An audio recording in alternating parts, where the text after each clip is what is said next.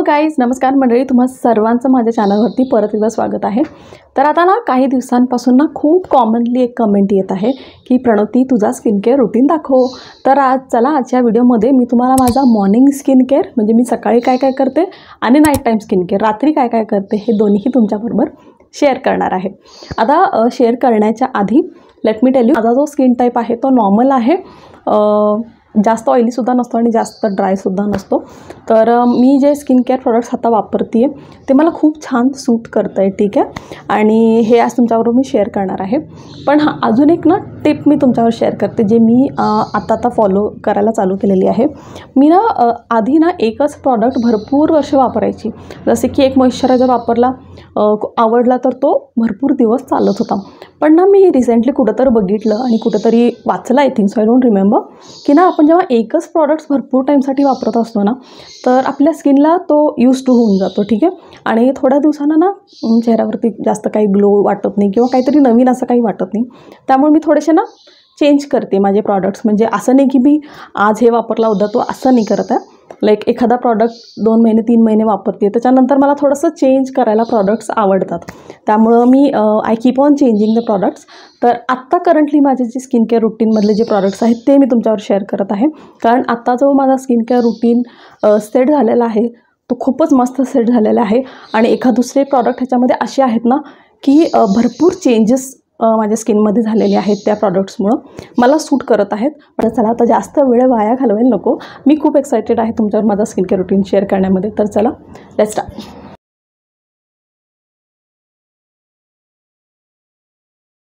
सगळ्यात पहिला प्रॉडक्ट जो मला सकाळ सकाळ खूप आवडतो तो म्हणजे फेसवॉश. आणि त्यातला हा एथिग्लोचा फेसवॉश हा कमाल फेसवॉश आहे. जर तुम्ही मला फॉलो करत असाल तर तुम्हाला ऑलरेडी माहीत असेल की मी हा फेसवॉश किती वेळा रेकमेंड केलेली आहे. खूपच मस्त आहे. आणि जर तुमची स्किन टाईप माझ्यासारखी नॉर्मल असेल तरी खूप चांगला आहे, ऑइली स्किन असेल तरीही खूप चांगला आहे, आणि इवन कॉम्बिनेशन स्किनमध्ये जर तुम्ही ऑइली साईडला जास्त असाल तरी हा फेसवॉश तुम्हाला सूट करणार आहे. तर सगळ्यात आधी मी फेस ओला करते आणि हातावरतीच पहिला त्याचं झाक करून घेते आणि मग चेहऱ्यावरती लावते. आता असं केल्यामुळं काय होतं, चेहऱ्यावरती जास्त घासण्याची गरज पडत नाही कारण ऑलरेडी फेस आलेला असतो.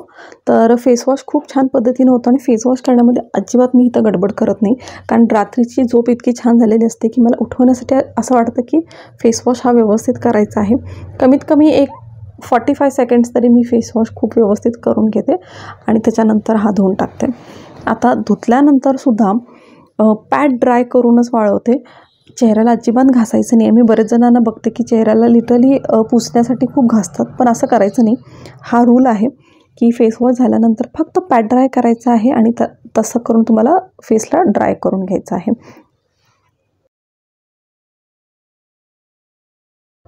आता फक्त फेसवॉश केलेला आहे आणि आता तुम्ही बघू शकता की किती ब्राईट स्किन वाटत आहे. आणि हा फेसवॉश लिटरली स्किनला खूप ब्राईट करतो. त्याच्यानंतर मी यूज करते विटॅमिन सी फेसवरती. तर ह्याच्या आधी ना मी गार्नियरचा सुद्धा वापरलेला आहे, पण आता करंटली मी मिनिमलिस्टचा व्हायटमिन सी सिरम वापरत आहे जो की खरंच खूप चांगला आहे. आणि minimalist is one of the very good skin care brands. आता बरेच जण मला विचारतात की प्रणोती टोनर वापरत नाहीस का?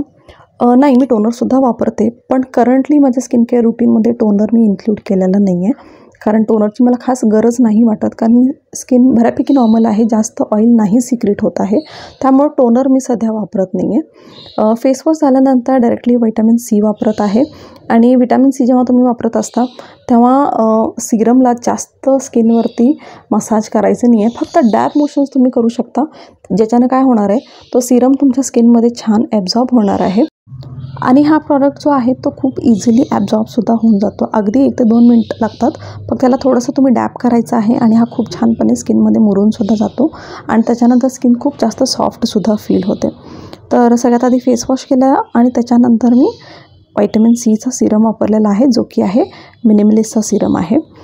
सिरम यूज केल्यानंतरसुद्धा स्किन खूपच जास्त प्लम दिसत आहे. आणि त्याच्यानंतर मी यूज करते मॉइश्चरायझर. मॉइश्चरायझर सकाळच्या टायमिंगला मला थोडंसं लाईट लावायला आवडतं कारण खूप जास्त चिपचिप मला सकाळी नको असते. त्यामुळे मी पॉन्ड्सचा हा लाईट मॉइश्चरायझर वापरते आहे. खूपच चांगला आहे. लाईट मॉइश्चर जरी असला तरीही हायड्रेशन ह्याचा खूप चांगला आहे आणि खूप छान ग्लोईंग इफेक्ट देतो.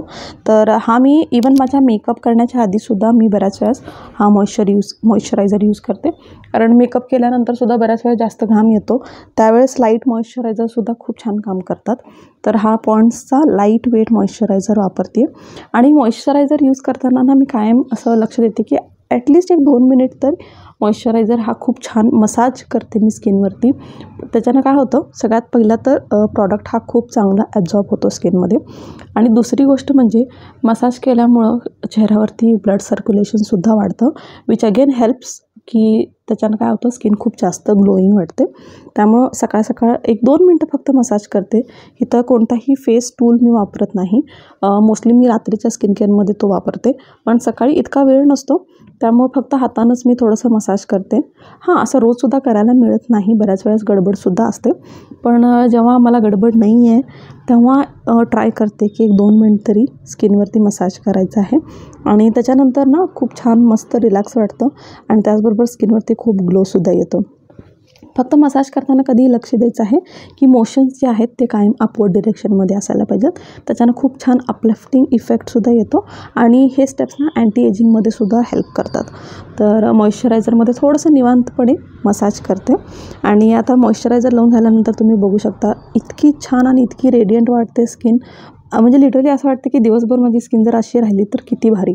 पण सकाळ सकाळ मला हे मॉइश्चरायझर वगैरे लावलं आणि हे सगळं केल्यानंतर इतकं भारी वाटतं. आणि त्याच्यानंतर खूप महत्त्वाचा म्हणजे स्टार प्रॉडक्ट जो असतो आपल्या स्किन केअर रुटीनमध्ये तो म्हणजे सनस्क्रीन.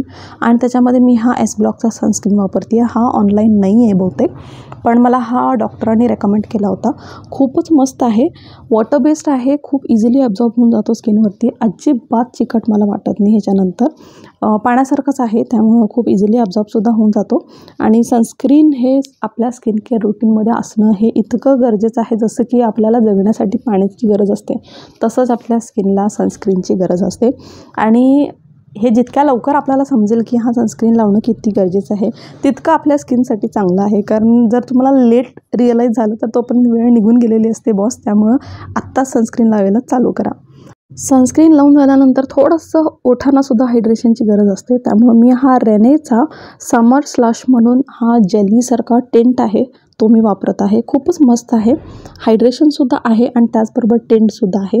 म्हणजे अगदी लाईटली असं थोडंसं कलरसुद्धा येतो लिप्सवरती, जो की खूप छान दिसतो. नॅचरली तुमचे लिप्स पिंक आहेत असे वाटतात. आय थिंक याच्यामध्ये शेडसुद्धा असतील, पण त्यातला मला हा थोडासा पर्पलिश कलरमध्ये हा शेड आहे. खूपच मस्त आहे आणि टेस्टसुद्धा ह्याचा ना थोडा जेलीसारखाच आहे. ठीक आहे, हायड्रेशन पण ह्याचं चांगलं आहे. खूप जास्त वेळ टिकतो असं म्हणणार नाही, पण हां 1-2 तास तरी तुम्हाला लिप्स हायड्रेटेड वाटतात. नंतर वाटलं तर तुम्ही रिअप्लाय करू शकता. पण मी सकाळ सकाळी मोस्टली हा थोडासा tinted lip jelly lip balm असं म्हटलं तरी चालेल असं मी यूज करते. आणि हा माझा मॉर्निंगचा स्किन केअर आहे. तर खूप बेसिक आहे, खूप सिम्पल आहे, पण हां इतकं मी रोज फॉलो करते आहे आणि त्याच्यामुळं स्किनमध्ये भरपूर फरक पडलेला आहे. तर आता मॉर्निंग स्किन बघितलेलं आहे, आता आपण बघू नाईट टाईम स्किन केअर. रात्रीच्या स्किन केअरची सुरुवातसुद्धा फेसवॉशपासून करते. त्याच्यासाठी मी हा ऑसम ग्लोचा फोमिंग फेसवॉश यूज करत आहे. आय एम नॉट शुअर की हा प्रॉडक्ट ऑनलाईन आहे का नाही, पण जर असेल तर मी नक्कीच टॅग करेन. तर हा फेसवॉश यूज करत आहे. पण ज्या दिवशी माझा मेकअप केलेला असतो, स्किनवरती जर मेकअप असेल चेहऱ्यावरती, तर फेसवॉश करण्याच्या आधी मेकअपसुद्धा मी काढते आणि मग फेसवॉश करते. पण आज नाही आहे मेकअप, त्यामुळे डायरेक्टली फेसवॉशपासून सुरुवात केलेली आहे. तर हा फेसवॉश फोमिंग फेसवॉश आहे. चेहऱ्यावरती लाईट वाटतो, खूप मस्त स्किन क्लीन होते. तर मला हा फेसवॉश मी रिसेंटली ॲक्च्युली चालू केलेला आहे, पण मला खूप आवडला. तर अगदी 40-45 सेकंड्स मी फेसवॉश करते ॲज आय सेड. त्याच्यानंतर ह्याला धुवून टाकते, परत एकदा पॅड ड्राय करून चेहऱ्याला वाळवते. आणि फेसवॉश फक्त केलेला आहे, पण तुम्ही चेहऱ्यावरती बघू शकता किती छान ब्राईट आणि एकदम ग्लोईंग स्किन वाटत आहे. तर मला हा फेसवॉश खूप आवडलेला आहे.